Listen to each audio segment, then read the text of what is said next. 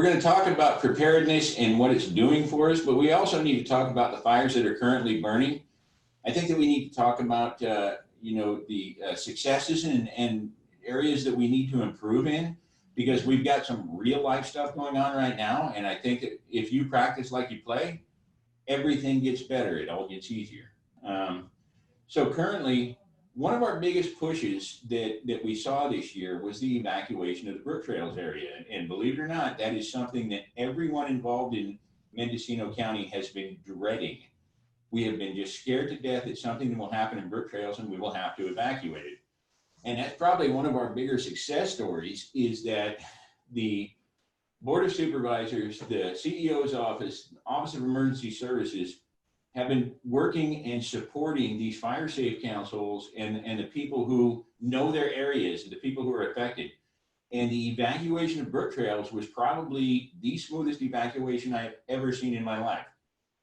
And that was for a lot of reasons. It wasn't anything great that we did. It was what the residents did and their understanding of things.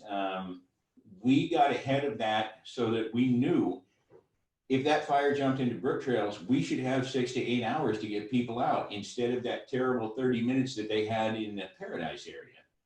And people heeded the warnings.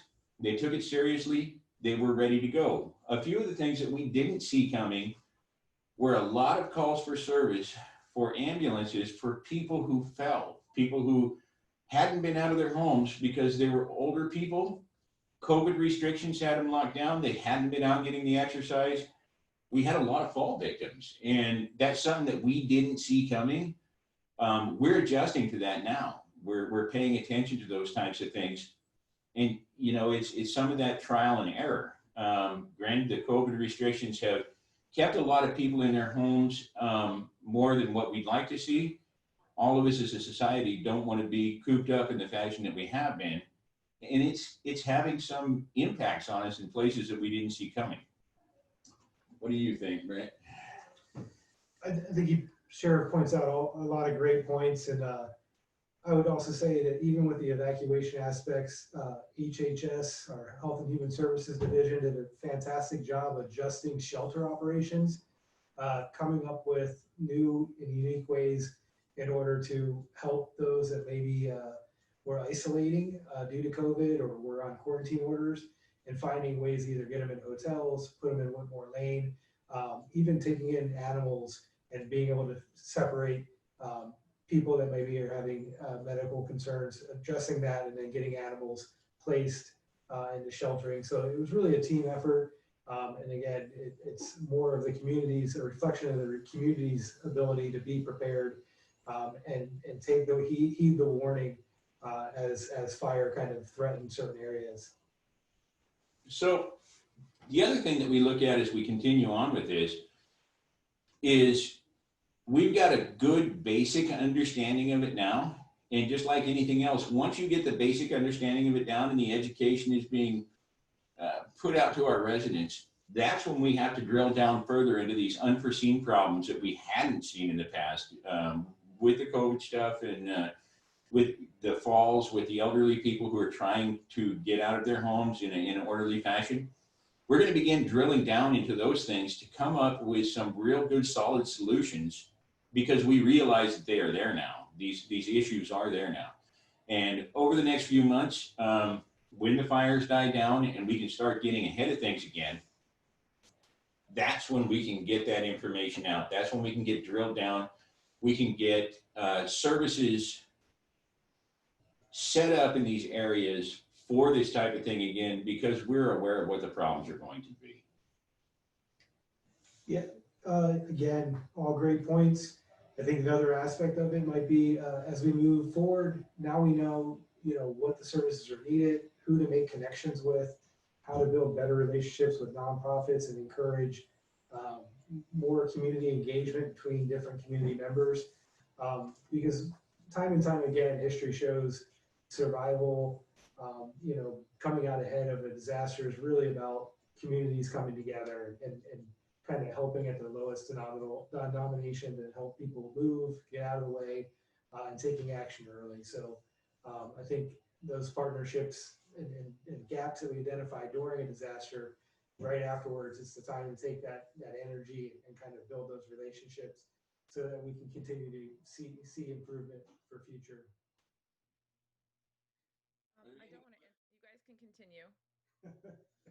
So basically what the sheriff's office has is we take on 100% of the response to these emergencies. And I mean the alert and warning, the door-to-door knocking on doors to get people alerted to the emergency, the evacuations.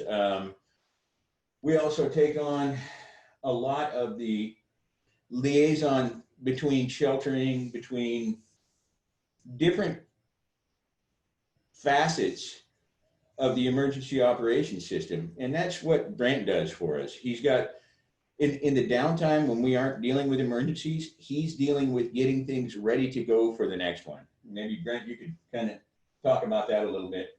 Yeah, you nailed it. It's really a lot of, in the moment, there's the, what do you need to do, a lot of the coordination aspects, whether it's within the county departments or across county agencies, and a lot of city partnerships, and, you know, massing resources. So how do we borrow law enforcement officers? That's a big thing that the sheriff's department does when they see a huge need for evacuation. How do they borrow medical for emergency medical, things like that. So in the moment, it's a lot of coordination, and really what OES is about, Office of Emergency Services, is really about the information management. Where is the problem?